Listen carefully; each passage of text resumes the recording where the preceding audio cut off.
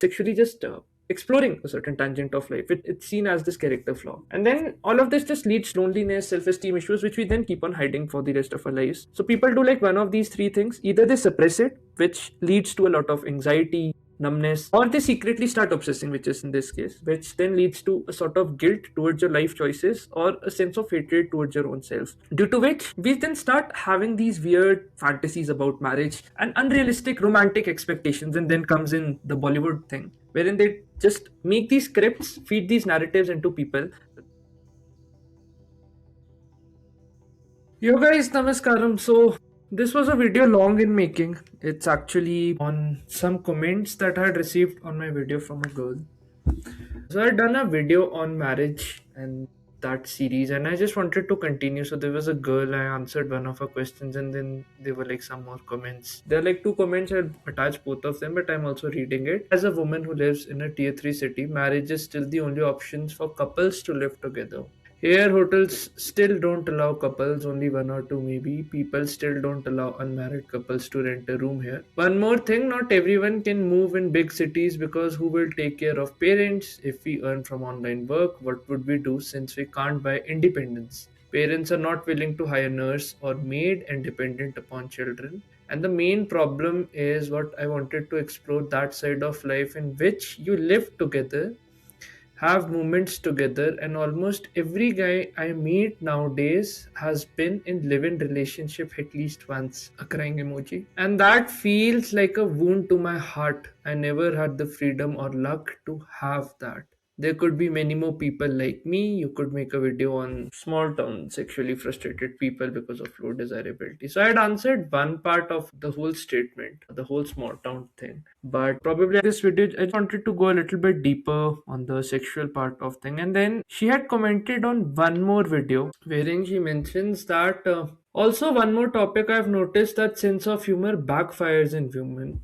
I was a funny girl before and I thought I will be chosen because women like funny men. So I thought same applies to men, but I was wrong. Men don't like funny women. They like good looking women only, and then they complain that women in stand up comedy are not funny, just pretty. etc. Because भाई जो बिकता है वही वो लोग present करेंगे ना, which in English means that brother, whatever sells is what one would present. Interesting. Lot of observations, lot of insights, and I think there are like a couple of things in this whole incident that we may miss out on life if we are missing out on this whole experience. So on the parent part, I had already mentioned my observations. You can just check it out. Maybe I'll attach the screenshot. But yeah, coming to the sexual part of the whole equation, because I feel there is a very, very strong need to have S as soon as possible. I don't know like what's the reason for it, but we'll just go in a little bit depth. That first of all, let us just understand what does sexual starvation actually means. Now, at the first onset, you might think, oh, it means I'm like horny all the time. It means that a guy or a girl just wants to sleep around all the time. If I have to use a traditional mindset, having a bad character, because that's the projection we want to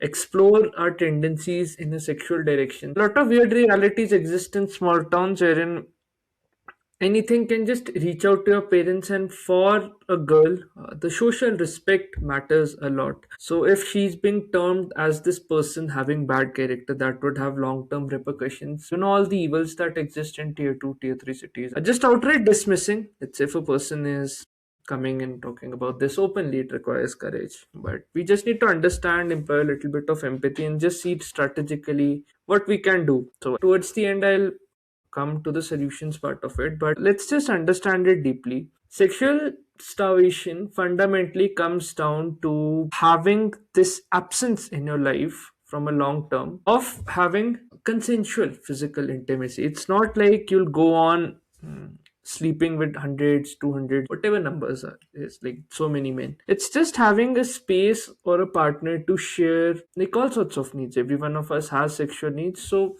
just to give expression to that aspect of our personality. And I think if I come from a starvation perspective, there's just no genuine space to explore that part of the desire that is within you without a sense of fear that comes. No opportunity to learn a sort of skill that is needed in a relationship, because how a boy or a man relates to a man and how a girl relates to a girl are completely different things. But when these two come together, specifically from an intimacy perspective, a lot of dynamics change, and that is where you learn practical skills as to how to keep the intimacy alive, keep the relationship going, and things like that, whether that person is good for the long term and not. So, the core fear is whether I'll miss out on it or not, or whether I'm late. Because of all of this fear, there's not a safe space of sorts to bond like an adult.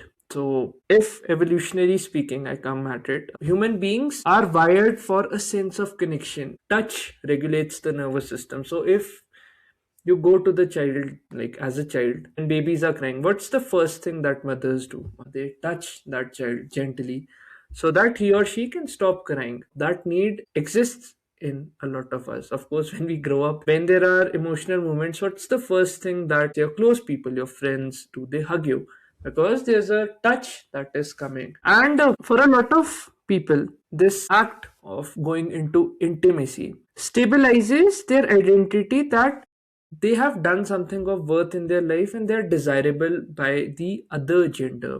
A lot of pursuits that we do unconsciously as humans is just to attract the other person. Now, having this desire that and being validated on it from a societal level affirms that your existence means something in this world, in this universe. What happens is, when this is denied for years, the psychological damage is lot. You have a lot of self-esteem issues, and then, as she mentioned in this comment, we'll go into this people-pleasing sort of patterns, changing our personality, like the whole joke and comedian thing that she mentioned, wherein we'll start just doing anything and everything to become a slave of the other person.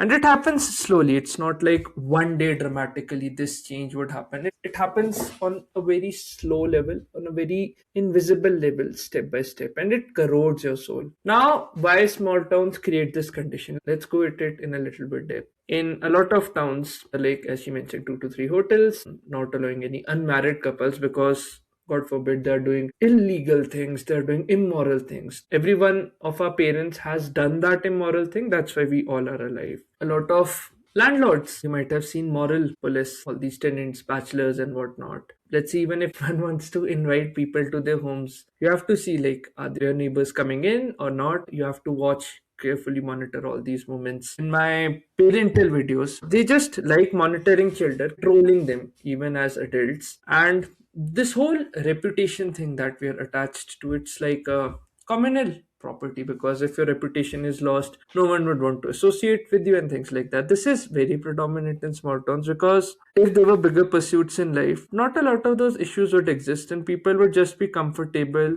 with others expressing or finding themselves on their own for their own being. But that's not unfortunately the case. And I've also seen that this is a weird tendency in a lot of boomer uncles, boomer parents, both uncles and aunties, that there's something within them that just cannot see happiness, or a person who is wanting to fly, a person who wants to live a life of freedom. They just want to curb that. So, as you're growing up in certain environments, you reach a certain age, 28, 32. Even if you're financially independent, we still are bound to these shackles of imaginary chains which we have built up. And still, this is the worst part, that you know that you are an adult right now, legally speaking, but still you're treated like a minor, and adulthood in these towns is conditional. And as she mentioned about marriage, that marriage then becomes this passport sort of thing, that once I'll have marriage, I'll be able to express all these sorts of things. And then you see that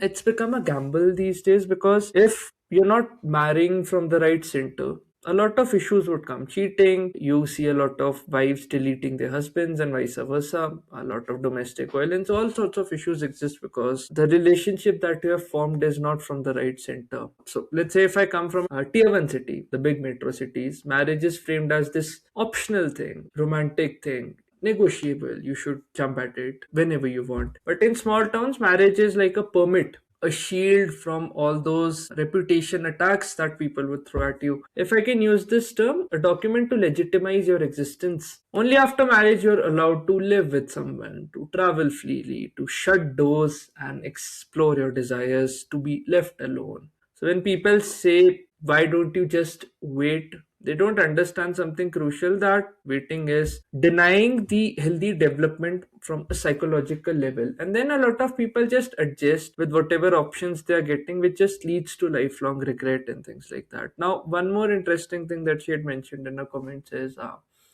this parent dependency traps. Even if a lot of adults want to leave small towns, they can't because of aging parents. Maybe there's a sort of attachment to them. A lot of parents also go into this tangent of emotionally blackmailing people, giving this moral standpoint: we have done so much for you, now you'll just leave us like this. And even if you're working online, you have a little bit of money and things like that, it just does not value independence on a societal level, on a social level. You can earn, but fundamentally, I think a choice in this case's mind is we cannot outsource that sort of care. The guilt that would come on us, and it would also feel that we are just letting go of our responsibility if we just leave that town to pursue our things or want to explore ourselves and whatnot. So a lot of people stay, and while staying, they sacrifice exploration. This then becomes a choice of duty versus sacrificing your own long term well being for your own self. And then this is where we sweetly fit in this institution of marriage. It becomes a legal and social license to exist as an adult,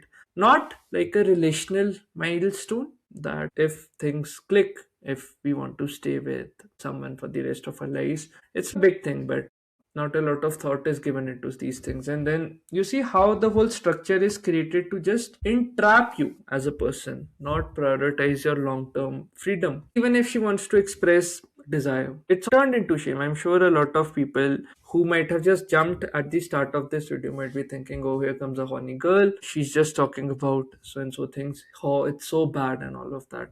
So you see the manifestation that in such environments, tier 2, tier 3 cities, desire becomes dangerous. You're taught wanting intimacy is weakness, moral, whatnot. And if one is curious about certain things, they want to explore themselves through sexually just exploring a certain tangent of life. It's seen as this character flaw. And then all of this just leads to loneliness, self-esteem issues, which we then keep on hiding for the rest of our lives. So people do like one of these three things. Either they suppress it, which leads to a lot of anxiety, numbness, or they secretly start obsessing, which is in this case, which then leads to a sort of guilt towards your life choices or a sense of hatred towards your own self, due to which we then start having these weird fantasies about marriage and unrealistic romantic expectations. And then comes in the Bollywood thing, wherein they just make these scripts, feed these narratives into people, that this is how relationships are. It's built on sacrifice. You have to domestically abuse and whatnot. You know all those scripts. A girl should sacrifice for male, or a male should keep his wife happy and whatnot. And healthy relationships just does not exist like that.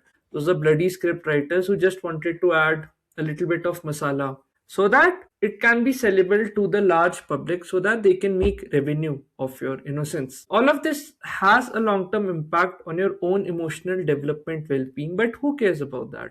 And as you might have seen, this sense that comes, others lived, I didn't. I think one of the deepest problems that I see a lot of us face, that is not rejection, but it's the comparison and this grief on a timeline level of sorts, that I am behind in life somewhere. When you realize others dated, others have lived together, others have experimented, others have learned through mistake, and you didn't. Not because you did not want it to, but due to certain situations, maybe your own bondages, you weren't allowed to. This creates bitterness within your own heart. And since you cannot see a direct villain, and you cannot blame your parents that it is because of them that I am like this, it just turns into a lot of envy, jealousy, and a lot of self-loathing tendencies within you. And you come to this realization that, am I late in life? This wound just deepens and deepens. And I'm sure, since you have written here in comment in a lot of extensive depth, one is just not looking for advice, one is just looking to name that specific emotion. Now, the most important thing is that why this becomes this mental health issue is because, see, long term marriages, if you read research papers, or if you see people around you have had successful love marriages or long term relationship, it happens with a lot of intimacy. But if we're depriving that intimacy, what it leads to: depression, low self worth, body insecurity. A lot of women have insecurity about their bodies. emotional volatility. You'll feel a lot of different emotions all across the board, and you cannot even name those emotions perfectly. And all of this then leads to attachment anxiety, which fundamentally means that the way you want to attach to, let's say, your other half healthily, that gets sidelined. And as society, the blue pill advice is given, just adjust, this is how things are, but they never let you become an adult, because society does not recognize this as valid pain. Since mental health is not talked openly, specifically in tier 2 and tier 3 cities, a lot of people internalize that something is wrong with me, not understanding that maybe the environment that living in is very neurotic. So there's a very famous quote by J Krishnamurti which I like a lot.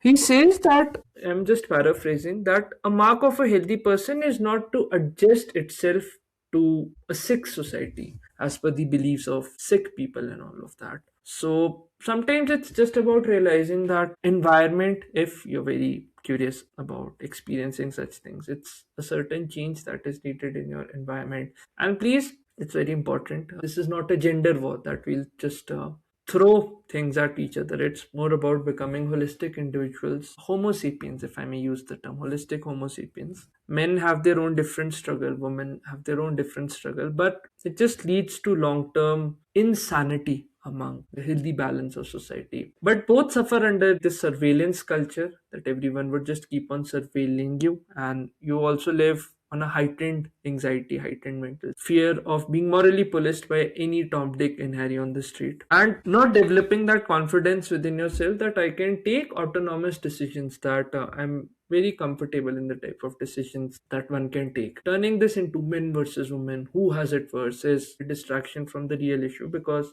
at the end, all of us are humans. 50% of the population is the other gender, statistically speaking. If we don't understand patterns, we would never be able to come to build an empathetic society where every individual can find their own expression in their own unique ways. But what can actually help? Now, this is the most important part. So, firstly, I'll just talk to the girl. I feel there's a very, very strong need within you to have S, to experience a lot of different things. So I'm no one to judge. Everyone has their own individual level of compulsions, desires, and whatnot. But please understand that if you would constantly live for validation from the other person, it's a short way to waste your life. And after a point, there would come a time when you would regret all of this. Now, if you don't trust me, do a practical thing. I'm sure you might be having some friends, if they're close friends, talk to their parents openly. If you feel that they can have this level of conversation, just ask them that, since you know hormones are at peak, every one of us has the sexual need. Does it matter after 15, 20 years of marriage? They might be having peers, their parents, people who had married out of, let's say, sexual compulsions. Are their marriages existing still right now? Like, what goes into building a long-term relationship? Please be very mindful of the type of people you approach, but this is just so that you can do your own research. You can have a viewpoint on your own, and then you'll understand that if I take these decisions right now wherein I just want to validate the other person, will I regret all of this? Why do married women cheat even if technically they have fulfilled all their needs of S? Similarly, men, why all of that cheating happens, which then leads to divorce cases and whatnot. If we keep on running after S, the smell of desperation hijacks long-term thinking. We exude that smell.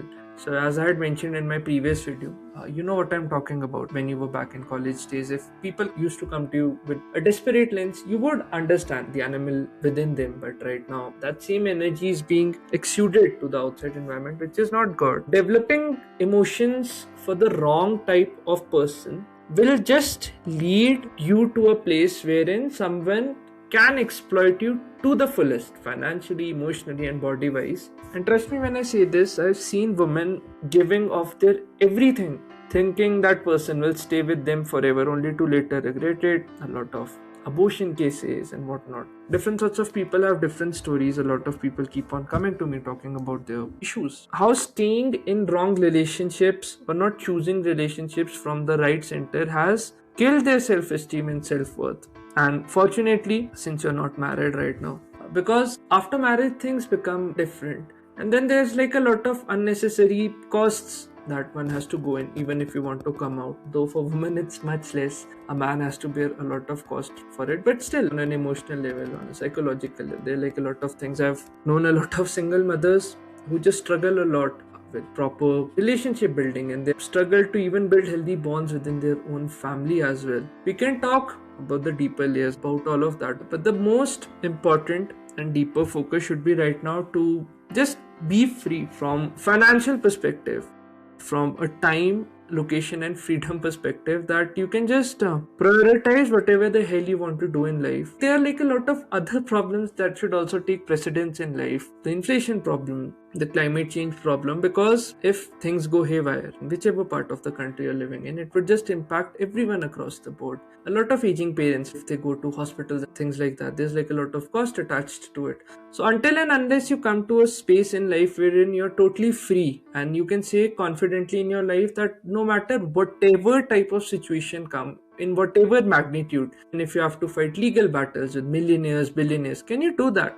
Until and unless you come to that space, it's very important that your purpose takes precedence rather than just living like this person who is like a clown, who would change his or her personality dependent on the outside situations just to get validated from an idiot. Why? Because we wanted to experience S. And once one experiences S, one understands that it's not a very big thing. What would really help is, first of all, please don't gaslight yourself. Naming your emotions properly, having an inner honesty within you, that what is it that is driving me to these sorts of decisions, these sorts of choices, and these sorts of thinking model within me.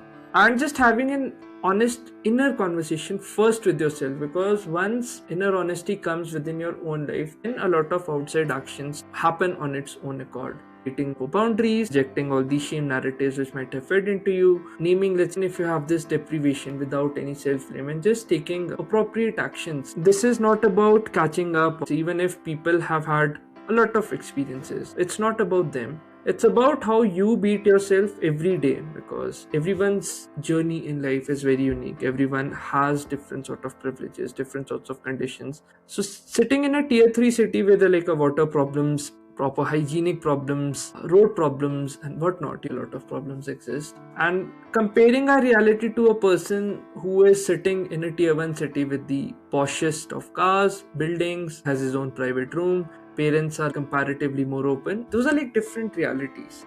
This is not a healthy comparison. It's like, I remember the quote of Einstein wherein he says, if you judge the ability of a fish by its ability to climb a tree, it would believe its whole life that it's an idiot. So a lot of context needs to be taken into account. But yeah, this was a video which I wanted to share. If you have watched till here, do let me know your comments. What solutions would you have if you are a new viewer? If you feel like having one-on-one sessions with me to talk deeply on things wherein you just want a private space, respecting confidentiality and things like that, feel free to book a call with me. You'll find the link in the description or in the about section. Write an email to me, a small email, that what is the type of problem that you're facing, and probably can just get that started as well. Anyhow, this is a small video. Let me know what you feel about it, and I'll catch you in the next video. Until then, this is Debu Ki Dastak from Debu Ki Dastak signing off. Cheers.